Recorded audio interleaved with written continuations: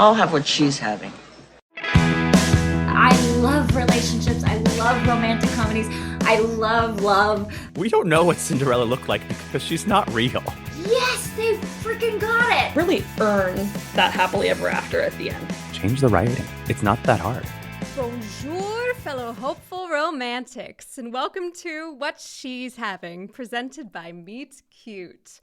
I'm your host, Ashley Eskew, and this is generally the part of the intro where I'd say a glass of rosé isn't required. However, today it is, because our guest is Anna Kloots. So grab your beret, a fresh baguette, and pour yourself some wine. Anna Kloots is an acclaimed writer, travel blogger, world traveler, and expat currently living the life of a rom-com leading lady, I'm so jealous, in Paris, France. Anna is also well known for being an incredible sister to Amanda Kloots, who rose to fame this year after her husband Nick Cordero's harrowing battle with COVID. A family of fighters, that much was very clear. Anna braved the flight from Paris to Los Angeles during a pandemic to come support her sister and her adorable nephew Elvis, who you get plenty of stories about, as they brought a community of both strangers and friends together to raise their voices in support of Nick's healing by dancing to his original composition, Live Your Life, on IG Live every day at 3 p.m. Anna partnered with Amanda to write an account of the past year entitled Live Your Life, which comes out this summer, a day before Anna's second novel, My Own Magic. And from what I can tell, that novel has major Eat, Pray, Love vibes. Anna's currently living the life so many of us say we will, but never do. And that is why it is my honor to present to you Anna Kloots. Hi, can you hear me? Hi, I can. Hi. Anna Kloots, thank you so much for meeting me and talking to me. It's such a pleasure to have you here. You too. Thank you for being so flexible. Are you kidding? It totally feeds into this Parisian dream I have of your expat life, where you're running around in tutus with a perfect red lip and a beret with a baguette in your hand, practically gliding. That I may very mistakenly have, but I love either way. No, the perception is real, but it also are the moments where you are just like, where they're hitting me more than ever lately, as I'm just like trying to actually really live here. Like, it is so hard to not speak fluent French, and my French is good. You know, or like I had a fight with my boyfriend for the first, not a fight, but like we had our first little like, you know, kind of spat, and like I didn't know what he was saying half the time, and I couldn't even find the words to tell him how I felt, and I was just like, this is hard. I'm happy I'm here, but this is hard. If it makes you feel any better at all, I'm here in the US with a partner that only speaks English, and I am struggling with the same things. Sometimes I don't know what he's saying, even though we speak the same language, and I struggle with how to get my needs met. At least you have better wine to drink after. Thank you. I feel like I can't complain. I chose this life. I mean, this sort of thing is exactly why I wanted to speak to you. You've had such a momentous year of love and loss and triumph. All these things that may be hard to grapple with, but I feel like make up the richness of life. Yeah, for sure. I agree so much. And despite all that, I feel like romance in all of its forms has been a constant theme in your life. I mean, a writer who moved to Paris to restart her life, a sister who stood by her sibling's side as she fought to save the love of her life during a global pandemic. And I'm so curious, where did this love of love first start? I don't know. Like, I guess I would say I have to blame Disney. What else do you trace it back to? Like, I was such a girly girl, and I really did grow up watching Shirley Temple all the time. And then like just tons of Disney movies. And then very young for my age, became obsessed with Turner Classic Movie Channel and was watching, like Funny Face and Casablanca and Royal Wedding. And, and I don't know why those movies captivated me so young. It makes no sense, but I really did and still do love them. So when you really look back at your childhood and then you can make sense out of who you are as an adult. And I was like, yes, no wonder I like sing and dance all the time and, don't find it strange to just like start swirling down the road and truly believe that love does conquer all and everything will live happily ever after. Like it all makes sense. It's my childhood viewing preferences. I mean, that resonates with me. Everyone should spend their days twirling down cobblestone streets. But what do you think drew you to these Disney stories? It looked fun. Like it was when I graduated from high school, my yearbook said it was my goal to be Cinderella at Disney World. Like I really wanted that job. I really did. It was like, not forever, but just for like 1 year. I just want to do it for 1 year and see how it felt. Yeah, my sister played Tinkerbell. I totally get that. Did she get to fly at night across was that she got to be that Tinkerbell? Oh, I wish. No, little known fact, that Tinkerbell that flies over the castle has been doing it for so long. She's a little long in the tooth at this point, but she still rocks that Tinkerbell costume. I think I have heard that. But my sister was in Pixie Hollow speaking to everyone else. God, that is so fun. I almost applied for that Disney internship program several times and then just like never worked with my life. And then when I turned 30, that's apparently the cutoff to be a princess. And I was like, it's over. My dream is over. I'm sorry. If we look at real life, wasn't Meghan Markle like 36 when she became a princess? Honestly, Disney really should create like a modern cartoon where like the princess they have with like Frozen and things, but still they look like 16. And like I loved Moana, but like Moana's clearly like what, 10? Should we not have a leading Disney lady who is like 40 and figuring out her new life? Because I would watch that film.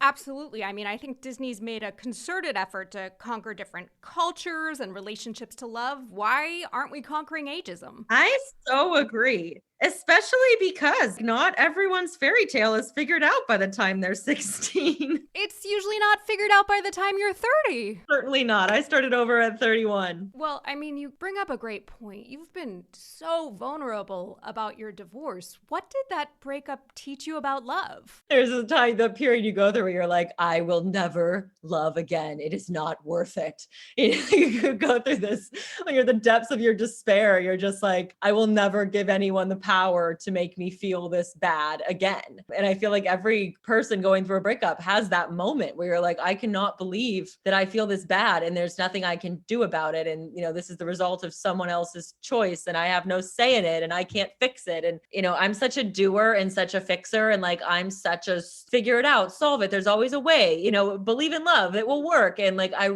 worked so hard at trying to make my marriage work. And so when it ultimately didn't, I was just like, if this couldn't work, then, you know, nothing ever can. And I should just live the rest of my life with dogs. And I have a great family. So that's enough. And like, I was okay with that. And like, literally started like saving money to adopt, was really very like, I will live a life on my own. But, you know, then what's amazing is very quickly after that, I spent so much time with my sister and her husband. I spent time with my best friend and her husband. And when you see couples that are very perfectly paired, looking at that, when I could like actually see real love, I started really focusing on what those couples acted like together and realizing that I never actually had that. And so it was a sad realization, but it actually like gave me hope because I was like, okay, I thought that that's what love looked like. And now I see that it does not. Like that was not actually the kind of love that I needed. And now that I have a chance to like go find the right kind,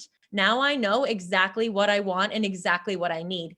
And I don't think that I knew that when I first decided to get married. So I think it was, you know, it was a good shift to go from this like very dark place to like seeing this little light of hope and being like, no, I know what I need now and I will find it. That sounds so empowered. I'm curious, what were these qualities that you recognized in Amanda and Nick's relationship and your best friend's relationship that you identified as, for lack of a better word, true love? You can tell when two people really are taking care of each other, not out of need, but out of true want, like out of true desire. And when they truly cherish that other person, I think that really just shows. You see it in a relationship. And I think it's maybe not so much like what you see, it's more the absence of things. It's the absence of eye rolling or certain words that are used. Like one tip I got when I was first engaged, and there was this older couple that I was with who were totally nuts. My ex-husband and I were with them. They were nuts. We had just met them, but they were fun nuts. It was like, I was like, I'll talk to you all day because this is a story one day. And they had been married for like 40 years or something crazy. And they said something that stuck with me so much. And it was, when you're with your spouse, don't ever like air your dirty laundry to other people. I think so many people, it's funny to pick fun at your husband or wife in front of others and, put them down and play up their faults. And it's always usually passed off in like a poking fun way. But they were like, when you do that, you're a team. Like that's your other half. And so in some ways you're criticizing yourself because you chose that person and you live with them every day. And, you're supposed to love them. You're not supposed to use a public forum as an opportunity to, in order to get some laughs, air out their faults in front of other people. So like, I think it's those things I look for. Truly people who only really exist to like push each other up in everything that they're doing and saying, like show so much gratitude. Those things really show. And it's the absence of those little like mean gestures and eye rolls and shrugs and sighs and things that just give you the idea of like, those two are sick of each other. It's like when that doesn't happen, that's when you're like, they're on to something. That makes so much sense because what I found is if you're constantly criticizing someone else, you usually have a lot of criticisms for yourself. I think so. I mean, I've always felt like that. And if you don't have a strong bond and love relationship with yourself, it is so difficult to create one with a partner. Yeah. Well, one of the things I love about you is that you have self-proclaimed wanderlust. What was the start of this love of travel? I'm exploring this in my book that I'm writing right now, because my second book that will come out next January with Harper Horizon is about the decade I spent traveling. And it's about, my 20s to my 30s and how I changed as a person, how I lost myself, found myself, figured out who I was. And I think so much of that was because of travel. Like so much of that book is how I actually figured out who I wanted and what I was and who I wanted to be and what I wanted in my life because of all the places I went. When I try to trace it back, nothing makes sense. My family did not travel when I was young. There were 7 of us. We could not afford to go to Europe. We didn't go anywhere.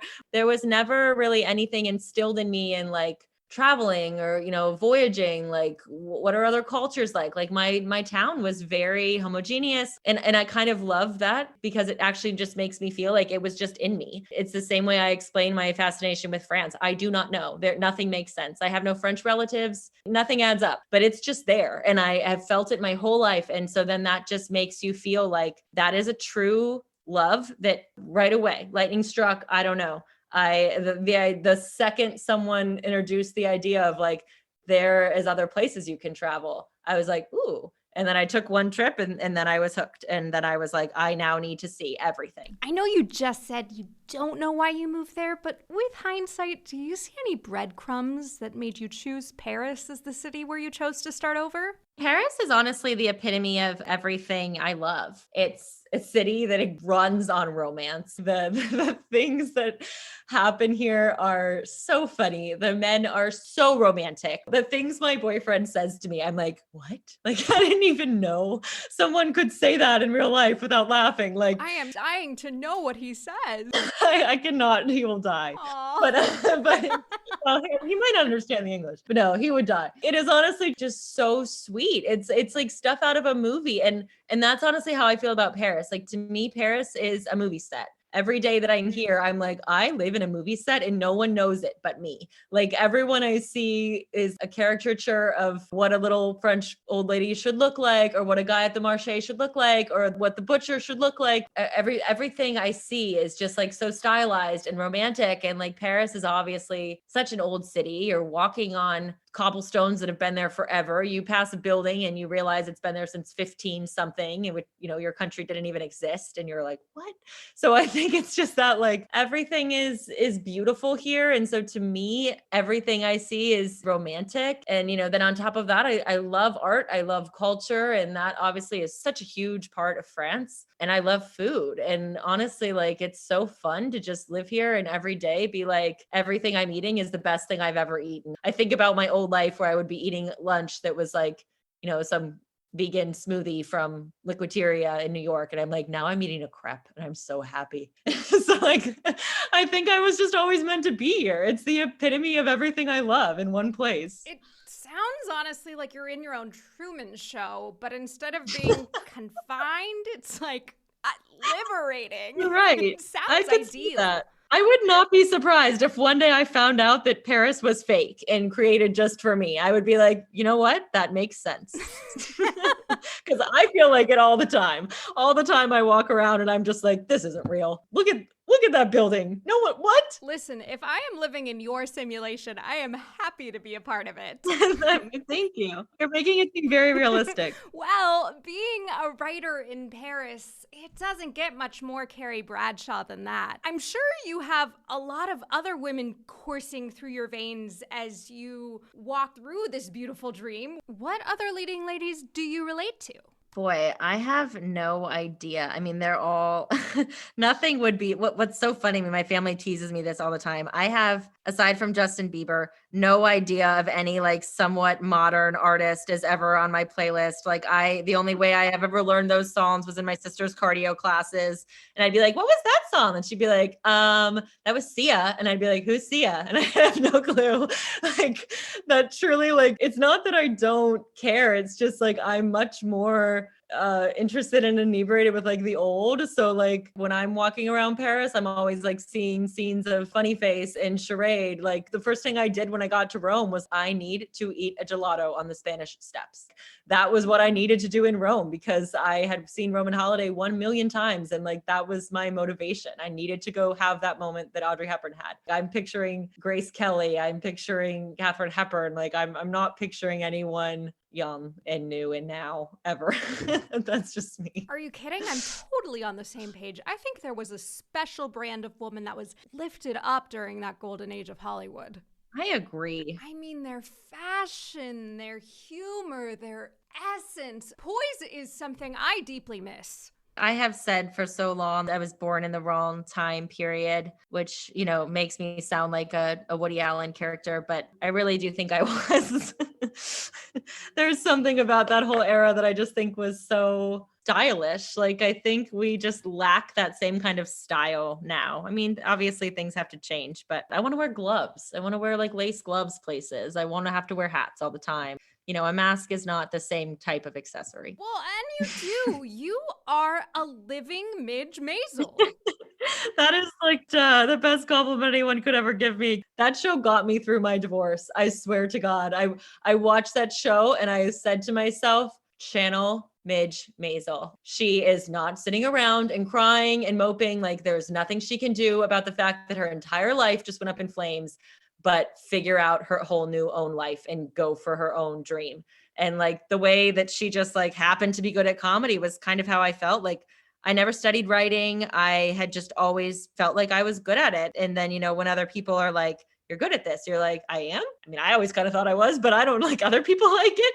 And so like Channel Maisel became my own little private thing. I would say to myself, anytime I felt lost or scared or wanted to cry, I was just like, nope. Channel Maisel, Channel Maisel. I mean, you certainly rock a red lip and a kitten heel. Thank you. So you spoke about this love of old Hollywood films. What are the best of the best?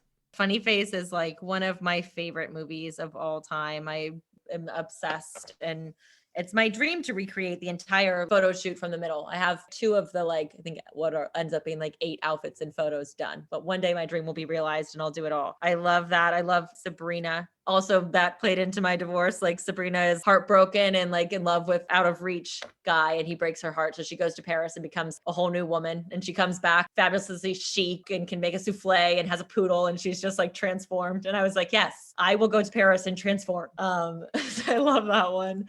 And then I love, I mean, it's a Christmas movie, but White Christmas, that's like the first thing I watch every Christmas. And those dance scenes, I'm obsessed with Vera Ellen. She's incredible. I mean, Rosemary Clooney in White Christmas is also I know. incandescent, but Vera Ellen at the top of doing choreography with a tonic tap. She's in. Oh. I made a point to figure out every movie she's ever been in, which is a lot. And so few of them are known, and watch them all because I just wanted to watch her dance over and over and over again. And like one of them was literally terrible. I forget what it was. It was literally like a terrible, terrible movie. It was so hard to get through. I was like, this movie is so bad and boring. But this dance scene, this one dance scene that makes the whole movie worth watching. And she's in this pink dress in this garden. And you're just like, oh my gosh. It is my dream of all dreams to like dance like that in a beautiful dress one day and just like know how to do it. I would die. I would pay someone millions of dollars if I had millions of dollars to be on Dancing with the Stars. Like I would pay them money. They would not have to pay me. I would pay them. Please just let me do it. It's my dream. I mean, I get it. They say in White Christmas, the best things happen while you're dancing. Exactly. I started taking ballet when I moved back to Paris, and then my classes quickly got canceled because of COVID, but I love dancing. It's like a little piece of that era that I feel like lives on. I wish people still dance like that. And they do in Paris, actually. Before we went into lockdown, there's a certain night on the Seine. I think it was like Thursday nights. There's a certain little night on the Seine, and there's a little music. It costs nothing, and you can just go and dance. And it's all these older couples, but they are dancing. Like they are really dancing. They're not like, doing whatever. They know moves, they know things, and they are there dancing. And you're like, this is the cutest thing ever. And it was my dream date. I was like, I will know I've met the new one if he takes me to this dancing thing without me ever having to tell him it exists. Anna, the last time my mom and I were in Paris, we saw that exact thing. We were in the boat on the Seine and saw them dancing on the riverbanks. And it was such a symbol to me, not just of romantic love, but of communal love. Yeah. They say the only part of you that can't lie is your body. And to see a group of men and women being so vulnerable with each other in public and bringing their exuberance and heart, it was a dream, just like you said. Every time I passed it, I would be running. I'd go on a run down the Seine and I would see it on night. And, I was like living alone and single, and it was like, one day I will dance there with a French boy. And I will when it's back on. Well, as a current expat living in Paris, it's hard not to draw the comparison to the Netflix television show Emily in Paris. What did they get right and what did they get not so right? Yeah, I actually found the whole uproar around that so crazy because I was like, obviously, you guys, it's fiction. Like as everyone was like, what was real? What wasn't? And so many different bloggers and expats and real Parisians were like up in arms and writing lists and making Instagram posts. I was just kind of like, I'm sorry, Gossip Girl was nothing like New York City and nobody was freaking out about that. I don't know why this particular topic was such a pinpoint for people. What it came down to for me is like everyone's experience as an expat is so different. There are definitely some things about being an expat that I think are pretty, someone's going to experience those in a couple ways. And a few of those they hit. And that's Emily, like, mixing up law and law. I will never not get that right. Like, it's so hard to remember what gender every single thing you're saying is. So like that moment I had, you have moments where you mix up the words because you think it means this, but it doesn't mean that. And you've accidentally just said something inappropriate or rude. A lot of those little moments I really related to and laughed. I'm glad they picked up on those little things because those are the things you actually wouldn't think of, but that everybody has those moments. Then a lot of the like French stereotypes I've heard, some people say, no woman walks around an office in heels and is that mean. But I knew women in New York who walked around an office in heels and were that mean. So I can't necessarily say like that portrayal of that character was so off. That show was fiction. It's supposed to be dramatized. It's supposed to be exaggerations. And you're not supposed to look at that and say, oh, this is exactly what it would be like to move to France. And this is exactly how the French are. Like, that's just, of course, not true. Like, I would love to actually do a real, like a docuseries or some kind of thing that shows what are some real stories of real people. What do you really go through here? Because I think a lot of people want answers to those questions so that they either can consider moving or know what to expect before they move, or a lot of different reasons that people ask me so many questions about life in France, right down to like, how do you do your laundry? And I was like, I have a laundry machine. I don't know what to tell you. like some things that they ask, you're like, what? Like, it's very funny sometimes. So that's why, like, I think an actual documentary would be very, very interesting. I have to admit, I don't even know if I liked it or enjoyed it, but I watched it in a day. Oh, I did too, because I will devour Paris on TV no matter what. I think the important takeaway is like, it's not meant to show you what real life is like here. And everybody's real life here is so different. You can't generalize. So we'd all have to be as brave as you in order to experience it? Oh, God. Well, I think that, yeah, you have to come here and see for yourself. Yeah, it's too bad that Emily doesn't go to a different country every season. That would be interesting. It would be cool. Maybe a real life person will do that and make it a documentary, and that would be very cool. Named Anna Kloots. So you've had your share of love and loss this year, most notably when you lost your brother-in-law, Broadway star Nick Cordero, to COVID very publicly. That public aspect because of the way your sister, Amanda Kloots, rallied hundreds of thousands of people via social media to send him light and energy to heal at 3 p.m. every day by dancing to his original song, Live Your Life. Would you mind sharing what this year has taught you? I've always had a faith that people are good and like believed that people are inherently good, but like it restored that tenfold and made me want to be the best version of myself to everyone every day of my life. Because the kindnesses we received, it didn't matter if it was just the little boy who lived next door dropping vegan muffins off at our door one day, or if it was someone who donated thousands of dollars to Amanda's GoFundMe. The fact that people cared so much about someone they didn't know and this family they didn't know, and were willing to go out of their way to help and formed this insane support community online and still are so invested and supportive and kind. It just hit you when you're really, really going through something awful. And someone does take the time to be like, I'm not asking, I'm telling you, dinner is coming to you tonight and I am sending it. And if you have any dietary restrictions, let me know. And you're like, okay. And when you can just learn to accept that help and you see how much it matters, and you wouldn't think it's that big of a deal, but it is, or, someone takes the time to come and take Elvis on a walk so that we have 1 hour of time to exercise or to go on a walk or to sleep or whatever it is. When those little kindnesses happen and you truly feel how much they mean, it really did inspire me to be like, what can I do for other people every single day? And knowing that like nothing too small is too small by any means, even if it's just that I'm at the market here in Paris and I pick up an extra thing of eggs and drop them off at my friend's because I know they're her favorite eggs and she didn't have time to go today. Like that means so much. And it changed the way I look at people. It changed the way I believe in people. And it honestly changed the way I treat people, because now I am just like, how can I help someone that I love, someone that I don't know? You realize how much it means to you when other people do help, and it makes you just want to be that person for anybody that you can. That's pretty amazing. You co-authored the upcoming Live Your Life with your sister Amanda about how you stood next to her as she lost her husband. Did the process of writing that with her bring you any new discoveries or catharsis? It was so fast. It was such a fast, decline, and such a quick way to lose someone. And every day was such a blur because there was so much going on.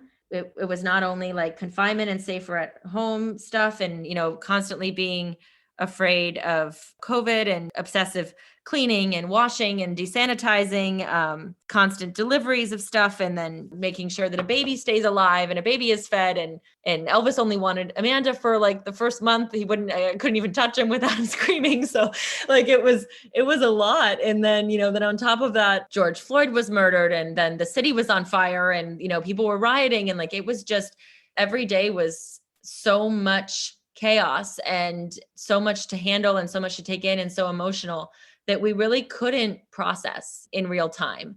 We fully on just went into survival mode. It was just like, how do we get through the day alive, fed, and healthy? And at the end of the day, if we were all in the house safe and healthy and eating, we were like, okay, we got through Tuesday. What happens tomorrow? And every day was a gamble. Like the one phone call changed our lives, would change the whole day, would change the whole plan. And it was such an up and down roller coaster that you never knew what was coming. And that was nuts. So to actually sit down afterward and write, it was hard because it was kind of like re-experiencing every single day and re-experiencing how quickly everything happened. And like, if only that wouldn't have happened, then that wouldn't have happened. And, it was very, very hard. We both cried the whole time we wrote every day, but it definitely did kind of allow us to like relive it all and actually think and process instead of just be in survival mode. And it definitely drew some like, it allowed us to see even more of the silver linings that we already did of like, the time we got as a family, the time we like truly got to know Nick's mom and Nick's siblings who like, we weren't that close with before. Like, we're all like very close now. And, I got to know my nephew so well. Like when I left, I was like, I feel like I'm leaving my own child. Like I was like, I don't even know if I can do this. It was very hard. So the writing of that book really allowed us to really process and kind of live it all over again, but think about it and reflect and try to draw conclusions and try to see the best things and, figure out how to look for the moral of the story, really, because we truly believed every single day that Nick was going to walk out of that hospital. Amanda and I, every single day. There was not a waiver of a doubt, even on like the worst day when the doctors would be like, this is the end. This is say goodbye. We were like, no, I don't believe you. So like, we really did think it was going to be okay. So then when your story doesn't end happily ever after, how do you find a moral? Because you just find yourself being like, I don't understand. Like, I don't understand why he couldn't have made it. Like, I don't understand why he's not alive. Like, it's not fair. That's what your head goes to. So in the writing of it, we really searched for like, what is the greater meaning? What is the moral of this story? And I think we found it, or at least we found what we believe it to be it. I can't wait to read that in June and discover it too. Now, this is the part of the show where generally we have audience questions for the guest, but it's no secret that you and your sister Amanda are incredibly close, so I have a bit of a surprise for you. Your bond has been so inspiring to so many of us, and there truly is something so transcendent about the love of a sister, and I only know that because I have one myself. Aww. So joining us now is my sister, Tinkerbell in the flesh. Oh, fun! Erin Eskew. Hi! Hi. I'm so honored to be joining you guys at the tail end of this interview. I'm so glad you're here. I love sisters. Oh my goodness, our first surprise on the show. It could have gone any way. Well, I think that was the purpose of this. Yeah, so I guess my first question for you is, I know for Ashley and I, we are opposites in so many ways, but I think that's really what truly bonds us as sisters. Do you find that you and Amanda are more alike or different, and how so? I think Amanda and I have a very similar brain and like thought process. We totally will finish each other's sentences. I know that like if I'm struggling with, figuring something out, I can call her and I won't have to explain myself. She'll be like, I get it. I've lived through it. I get it. But we're very different in some like physical ways, or just like preferences. Like Amanda does not love museums. We're like, take me to any city, that's the first thing I'm going to look up. Like, what museum is here? Amanda is very, very messy. And I am mildly like wake up every day and clean for 1 hour. So like, there's just like a couple, little things like that. But like, if I had to choose one or the other, I'd say we're more alike than different for sure. I don't know if that's a big sister, little sister thing, but I would say we eat each other's words as opposed to finishing each other's sentences. That's for sure. I love that. You guys have a very similar voice too, I've noticed. Oh yeah. I used to literally, not joke, would be able to pick up Nick calling on Amanda's phone and talk to him for an unlimited amount of time. Well, usually I would break it because I'd start cracking up, but I could pick up the phone if Nick was calling and answer, and he did not know. I just see that going so wrong, but I love that. That is so funny. Well, you seem to be the best auntie to little Elvis. He is so adorable. What's one of your favorite Elvis stories? Oh my gosh. So many. I'm sure you have a ton. It is.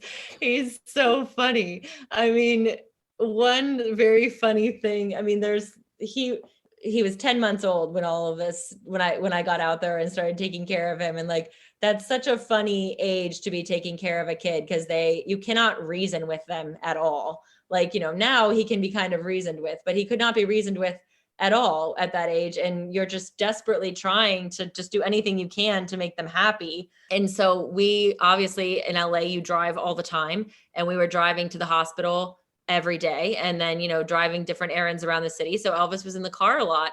And for some reason, he is very choosy about his musical preferences. And the only song that could be playing in the car is Frankie Valli and the Four Seasons, Can't Take My Eyes Off of You.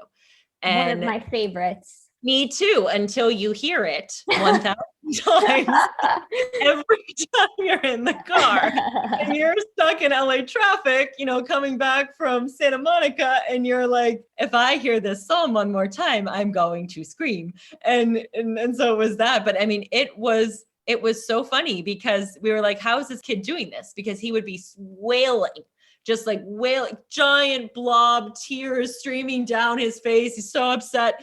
And we would give in and we'd be like, fine, put on Can't Take My Eyes Off of You. And the second that it goes, da, da, da, da, the second he heard the little intro, silence, tears are gone. He is happy. And it was just like, this is hysterical. Like, how is this happening? And I think that has not changed, that like, he knows what he wants and he knows how to get it. So Amanda's in trouble. I so adore your family's connection to music. And I feel like that has definitely been passed on to Elvis. It really is. He wants music on all the time. And it's very cute now. He listens to, he's over Frankie Valli and the Four Seasons, but now the favorite thing to have on in the car is Nick's recording from 54 Below. And like, he genuinely, like, that is one of the only musical things he will accept on the radio. And if he's like not happy in the car, that will instantly make him happy. So it's very sweet. Well, Anna, you've made it to the lightning round. Air Bear, you mind helping me out? Of course. Here we go. High heels or ballet flats? Heels. Your favorite statement piece, tutu or red lipstick? Red lipstick. Where's the best place in Paris to sip wine? Everywhere. The side of the Seine. Any on the bank of the Seine. So red, white, or rosé? Rosé, even though the French do not consider rosé to be wine. How dare they? What is your favorite word in French? Staircase, because I just think it sounds pretty. It's escalier. That's gorgeous. Love that. 3 words that describe the love in your family. Definitely, I'd say unconditional. I'd say like genuine, like it's a very just deep, genuine love. And I would say unbreakable. Like, I know those people got me forever. That is what got me through my divorce. I was like, I just lost the love of my life. And I was like, no, I did not. My family is the love of my life, and they are not going anywhere.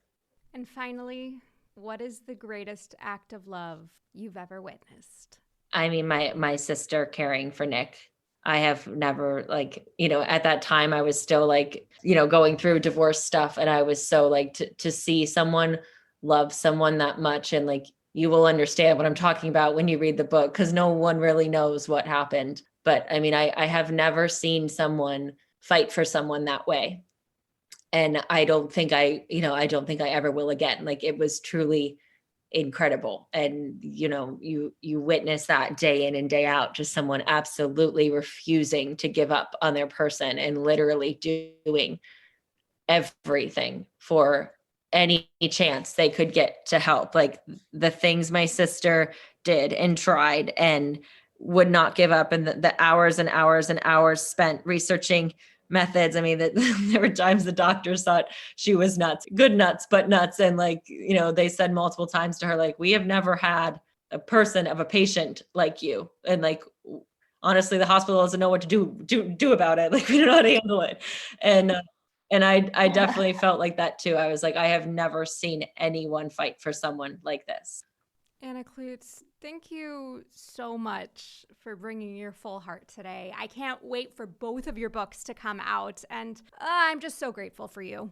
Thank you. You're so welcome. Thank you for your time and heart. Yeah, and thanks for giving me an excuse to hang out with my sister. Thank you. Nice to meet you. Enjoy Paris. À tout à l'heure. Very Gusty, you remember things. All right. Well, bon soiree. Have some wine and pretend you're in France tonight. Anna Kloots, I am listening to you right now and sipping on some rosé.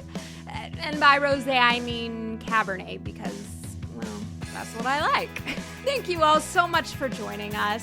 What an amazing woman with an incredible year and an even more incredible life ahead. Hopefully soon I'll be able to fly to Paris and watch her dance on the banks of the Seine with her handsome French boy. Please run, don't walk to pre-order Anna's book that she wrote with her sister Amanda, Live Your Life, about everything that happened this past year. That's out June 21st. And on June 22nd, Anna's second book, My Own Magic, will be coming out. So make sure you pre-order that as well. Today, Anna and I talked about Funny Face, Roman Holiday, White Christmas, one of my personal faves, Sabrina, not the Teenage Witch one, Emily in Paris, the marvelous Mrs. Maisel. Oh, God bless Midge Maisel. If you are looking for a meet cute story to consume this week in honor of Anna's Wanderlust, check out Take Off or Irish Coffee, wherever you get your podcasts. And while you're there, come on over to What She's Having and remember to rate, review, subscribe, and then DM us at Meet Cute or at Listen Meet Cute on Twitter and send us questions for the guests coming up. All right, that's it for me. I hope you go out and live a life as adventurous and wanderlusty and romantic as Anna. Oh, and I almost forgot. Thank you to my wonderful sister for joining me and asking the most credible questions. I just couldn't love you more. Thank you guys so much for being here. I'm Ashley Eskew, and I'll have what she's having.